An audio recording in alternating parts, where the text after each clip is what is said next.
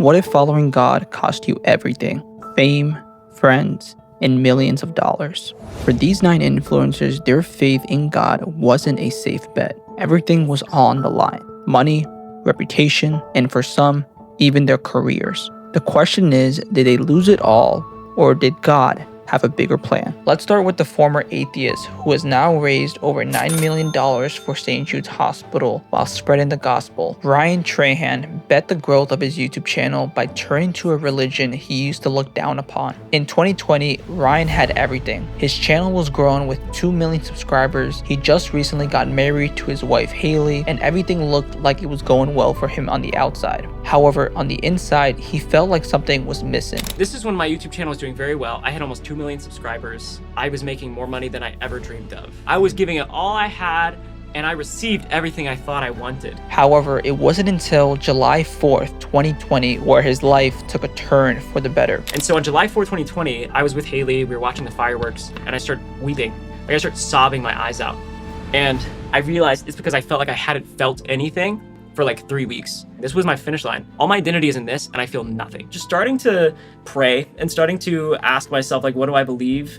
And ultimately, I did land on Jesus. And I started, developing a relationship with God. And not only did this turn to Jesus change him, it also took a turn for his channel, as he's now spreading the word of Jesus through his video fundraisers and showcasing what it's like to be a child of God. And speaking about being a child of God, let's also talk about Jaydon Adams. Known for his creative, often hilarious pranks, thought his growing fame would be the ultimate high point. He had fans who adored him, a brand that was gaining traction, and all the opportunities one could hope for. But it was a small conversation in an Uber that would later haunt him forever. The driver struck up a casual chat about religion, asking Jaydon where he stood with God. It was a kind of unforgettable interaction you have with a stranger. But as the car sped through the city streets, those words dug into Jaydon's mind long after the car ride was over. A seed was now planted. I was coming back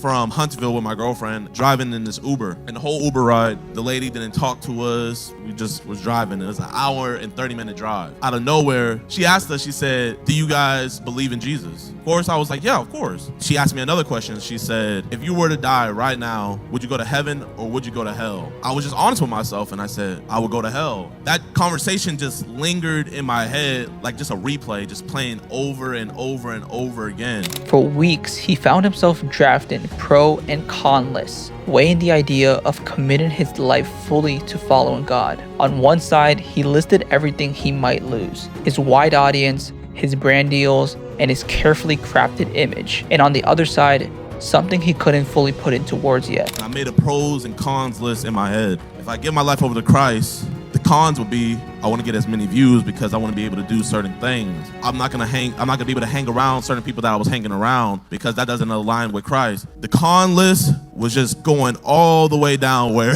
then I went over to the pro side and it was easy. I would have everlasting life with the Father. And just that one thing, having it on the pro side, I just felt the conviction in my heart to just, you know what, I gotta give this all up. Our next influencer takes us into the heart of Los Angeles, the city of dreams, where success feels like the ultimate goal. Born and raised in a Christian household, George's faith was something he knew about but had never truly owned. Hollywood was supposed to be his big break, but the reality of living there hit hard. Behind the scenes, George battled feelings of loneliness and self-doubt. He was living among the stars, but found himself asking, is this all there is? The last straw for me was, Mike, I had to escape. It wasn't the city or the pressure of pursuing fame that changed him. His tipping point came when he realized he'd been chasing approval from others instead of living a life that meant something deeper. I'm literally just trying to meet the man that I used to be, which I think is you, and tell you, hey man, where you're at, there's no room for you to grow. They will not let you grow. If you followed Chandler's journey, you may know him as a key member of the Mr. Beast crew, part of one of the most successful YouTube channels on the planet. But what you may not know is what was going on behind the scenes. Just the approval of man was the ultimate thing I was looking for. In the middle of all the high-stake challenges and $1 million giveaways, Chandler was struggling with internal battles he couldn't seem to ignore. Late nights, pressure to perform, and a lifestyle filled with easy distractions had taken a toll on him. He had admitted to placing his faith on the back burner, favoring short-term pleasures instead.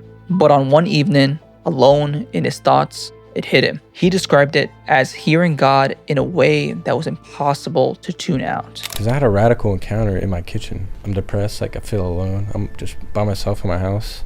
I hear God like speak to me in my head. He goes, "What are you doing?"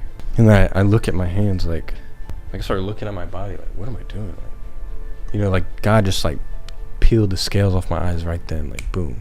I just threw everything away right then and there. Like I had 2 like giant trash bags full of like paraphernalia that I just threw out. And then there's Jimmy Darts. Long before he shot to fame for his random acts of kindness, Jimmy was just 18 years old and in a place of utter desperation. When I was 17, 18, I kind of started partying a lot. I would just do wild stuff, you know, like, I don't know, make out with a girl, or, you know, I'd get drunk maybe 3-4 times, stuff like this, but I'd always love to do crazy stuff. Like, He had been battling addiction, looking for something, anything, that could help him turn things around. this guy comes up to me and he goes, "Hey Jimmy, can I pray for your like scoliosis?" I was like, "What?" I spent my whole life going to doctors, chiropractors, everything, and no one's been able to, like, how are you gonna heal my back, you know? And this gentleman, he goes, "All right, look, watch this, I wanna pray for you." He holds my legs out like this and he goes, "Watch this. In Jesus' name, be healed right now." And my leg starts shaking and goes straight out to match the length of my other leg.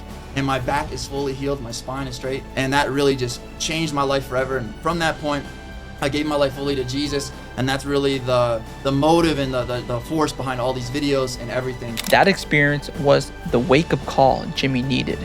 It wasn't just about kicking old habits away, it was about starting fresh. From that day forward, he decided to reorient his life around faith. I was making videos back then, doing party videos. And so I had around 18,000 subscribers, like 30,000 followers on Twitter. And after this happened, I just felt like he was speaking to me, and he was just like, "Can you surrender your videos? You've given me all these other things, but your videos, like, it's still an idol in your life." And so I sat there like 18 years old with my videos pulled up, everything. And I was like, dang, he's right. And so I went and deleted everything. As soon as I deleted everything, I felt horrible. The first month I felt like I didn't exist. My identity was so in that. And after that month passed, then I actually felt more known and better than ever. And it was because I was known by God and not by men. Then there's Roman Atwood, whose story represents an even bigger scale of change. For years, Roman was living the dream as one of YouTuber's top creators, with daily vlogs that captured his family's joyous, adventurous life. But after dealing with personal tragedies and a stalking incident that shook his family to its core, Roman stepped away from the non-stop daily vlogging. About 3+ years ago, my mother passed away. We were all on vacation. She's on a scooter. She literally falls off a scooter, passes away on the spot. I couldn't believe that. Devastated. That incident pulled Brittany and I both, without ever talking to each other about it, to church. When he returned, things weren't the same. His content evolved. Roman didn't label himself a Christian YouTuber, but his values were unmistakable in the way he spoke about finding peace, protecting his family, and trusting God through some of the hardest moments he'd ever faced. Like, it gave me so much hope and joy. My mom's passing was easier. My life became easier. I had more joy than I ever found skydiving in Dubai or a successful YouTube channel or all the money that I could ever want in a bank account. I had more joy following Jesus than I had with all of the world combined.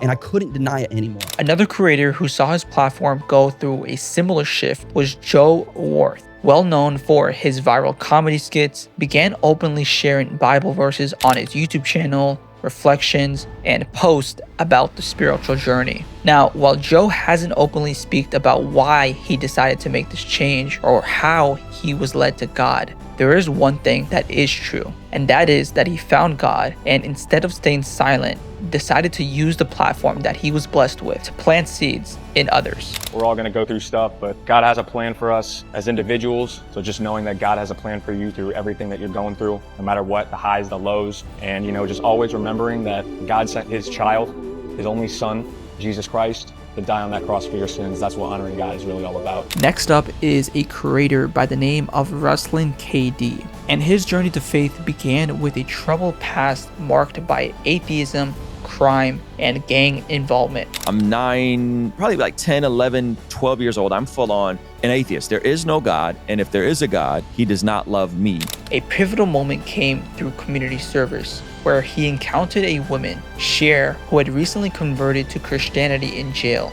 Cher and her neighbors shared the gospel with Ruslan, and he started having a glimpse of the gospel. So in the midst of all this arrest, I end up having to do community service hours. And so when I get arrested, I have to do my community service hours. I end up having to do them with Cherie and my next door neighbors, Charlie and Willie. And they started sharing the gospel with me. And they would tell me things like, you're going to do great things for God someday. And I was like, there's no way. This led him to begin attending church with the girl he was dating, and eventually to a 2-year period of wrestling with the gospel while interacting with different religious and cultural groups. And God just kind of preserved me in that whole process, those couple years of wrestling.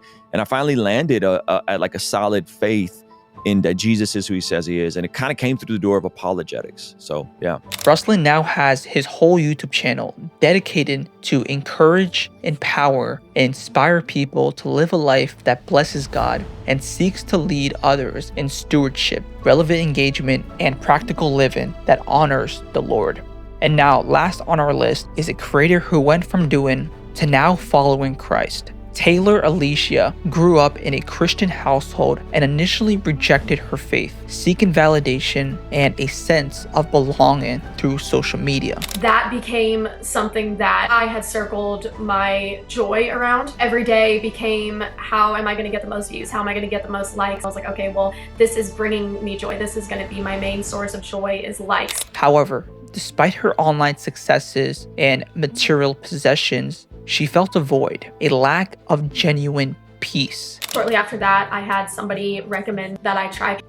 Did it for about 3 months, and I could tell you that it is not the easy way. A lot of shame came with that. Sharing that kind of content for any type of money truly is not worth it. A pamphlet about Jesus became a turning point for her, sparking a spiritual awakening and a desire to learn more. When I was at the lowest point of my life, when I heard the name Jesus, it did something in me. And for the first time ever, I had peace that I didn't know existed, and it was a peace I really, really, really needed. And now, Taylor's using her platform not to fulfill her own desires, but to share her testimony and encourage others to explore their own faith journeys, emphasizing the importance of God's love and the transformative power of faith. If you like more videos like this, you can support the channel by subscribing, and I'll see you guys in the next one. Stay blessed.